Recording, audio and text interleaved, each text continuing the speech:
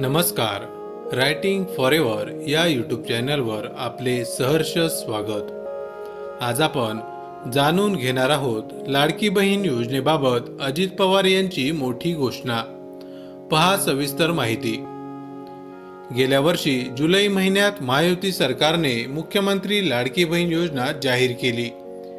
या योजनेअंतर्गत 21 ते 65 वर्ष वयोगटातील पात्र महिलांना दरमहा 1500 रुपये आर्थिक सहाय्य दिले जाते.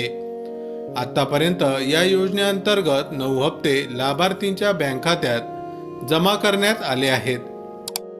विधानसभा निवडणुकीपूर्वी महायुती नेत्यांनी ही रक्कम 2100 रुपये करण्याचे आश्वासन दिले होते. हे वचन निवडणुकीच्या प्रचारात महत्त्वपूर्ण ठरले आणि महायुतीला मोठ्या बहुमताने विजय मिळाला.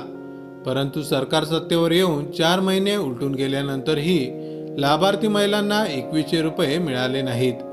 यामुळे सरकारवर आरोप होत आहेत की ते फक्त निवडणुकीच्या वेळी मतांसाठी ही योजना वापरत आहे. अर्थसंकल्पातील गोंधळ आणि सरकारी प्रतिक्रिया.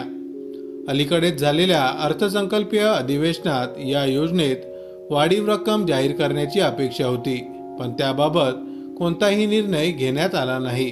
तरीही सरकारी नेते आणि मंत्री सतत ही योजना बंद होणार नाही, 2100 रुपये नक्की मिळतील असे आश्वासन देत आहेत. या वाढीव रकमेची अंमलबजावणी कधी होईल याबाबत कोणतीही स्पष्टता नाही. या संदर्भात उपमुख्यमंत्री अजित पवार यांनी अलीकडे एक सूचक विधान केले आहे. आम्ही सध्या 1500 रुपये देत आहोत. परिस्थिती सुधारल्यास पुढील निर्णय घेऊ असे त्यांनी सांगितले. परिस्थिती सुधारणे म्हणजे नेमके काय आणि ही वाढ कधी होईल याबाबत कोणतेही स्पष्टीकरण दिलेले नाही. शेतकरी कर्जमाफीचा मुद्दा. आश्वासन आणि प्रत्यक्षातील मौन. निवडणुकीपूर्वी महायुतीने शेतकऱ्यांचे कर्ज माफ करण्याचेही आश्वासन दिले होते. मुख्यमंत्री देवेंद्र फडणवीस यांनी स्पष्टपणे जाहीर केले होते की आमचे सरकार आले तर शेतकऱ्यांचे कर्ज माफ केले जाईल. सत्तेवर आल्यानंतर या आश्वासनाकडे दुर्लक्ष केले जात आहे. याबाबत अजित पवार यांनी अलीकडेच एक विवादास्पद विधान केले आहे. मी कधीही कर्जमाफीबद्दल बोललो नाही. माझ्या कोणत्याही भाषणात तुम्ही हे ऐकले आहे का, असे त्यांनी प्रश्न विचारले. त्यांच्या या उत्तरांनी शेतकऱ्यांमध्ये रोष निर्माण केला आहे. शिवाय 31 मार्चपर्यंत कर्ज भरा अशी सूचना देऊनही त्यांना टीका झाली आहे. अजित पवारांचा कार्यकर्त्यांना सज्जड इशारा.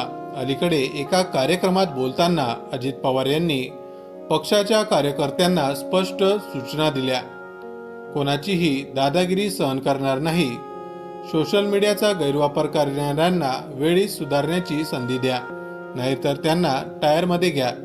अशा तऱ्हेने त्यांनी कडक शब्दात स्पष्ट केले की पक्षाच्या विरोधात जाणाऱ्या कोणालाही सावधानगिरी बाळगावी लागेल. लाडकी बहीण योजना आणि शेतकरी कर्जमाफी या दोन्ही मुद्द्यांवर महायुती सरकार आश्वासनांपेक्षा प्रत्यक्षात कमी पडत आहे.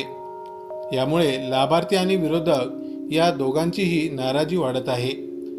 सरकारने या प्रश्नांवर लवकरात लवकर स्पष्ट धोरण जाहीर करणे गरजेचे आहे. नाहीतर राजकीय विश्वासघाताचा आरोप त्यांना भेडसावू शकतो. माहिती आवडली असेल तर अवश्य शेअर करा. अशाच प्रकारचे नवनवीन सरकारी योजनांविषयी अपडेट मिळवण्यासाठी आमच्या रायटिंग फॉरेवर या यूट्यूब चॅनलला अवश्य सबस्क्राईब करा. धन्यवाद.